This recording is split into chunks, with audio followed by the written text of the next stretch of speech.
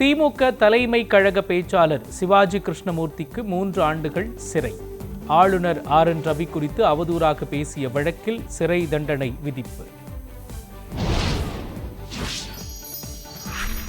நாடு முழுவதும் உள்கட்டமைப்பை மேம்படுத்த 1,60,000 கோடி மதிப்பிலான திட்டங்களுக்கு மத்திய அமைச்சரவை ஒப்புதல். மத்திய அமைச்சர் அஸ்வினி வைஷ்ணவ் தகவல்.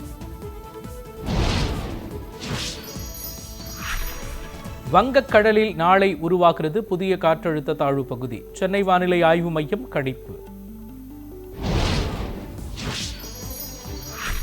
அசாமில் 100 கோடி ரூபாய் மதிப்பில் விமானங்களுக்கான அவசர கால தரையிறங்கு தளம் அமைப்பு.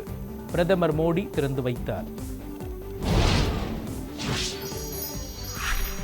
புதுச்சேரியில் பாஜக கூட்டணி ஆட்சி அமைக்கும். பரப்புரை கூட்டத்தில் பங்கேற்ற உள்துறை அமைச்சர் அமித்ஷா பேச்சு.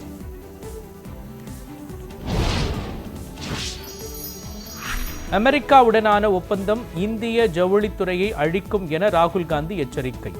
வங்கதேசம் மீது 0 விழுக்காடு வரி விதிக்கப்பட்ட நிலையில் இந்தியா மீது 18% வரி விதிக்கப்பட்டிருப்பதாக குற்றச்சாட்டு.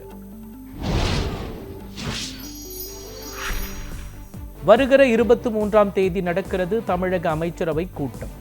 முதலமைச்சர் ஸ்டாலின் தலைமையில் நடைபெறும் என அறிவிப்பு. மீண்டும் பரப்புரையை தொடங்குகிறார் அதிமுக பொதுச் செயலாளர் எடப்பாடி பழனிசாமி. வருகிற 21 முதல் 26ஆம் தேதி வரை பரப்புரை மேற்கொள்கிறார். அதிகார பகிர்வு அவசியம். ஆட்சியில் பங்கு எங்கள் உரிமை. 2021இல் திமுக தோல்வி அடைந்த இடங்களைத்தான் காங்கிரஸ் கேட்பதாக மாணிக்கம் தாகூர் பதிவு. திருச்சியில் குழந்தை கடத்தல் சம்பவத்திற்கு தாவேக தலைவர் விஜய் கடும் கண்டனம். ஏழை எளிய மக்களுக்கு பாதுகாப்பற்ற சூழல் நிலவுவதாக விமர்சனம்.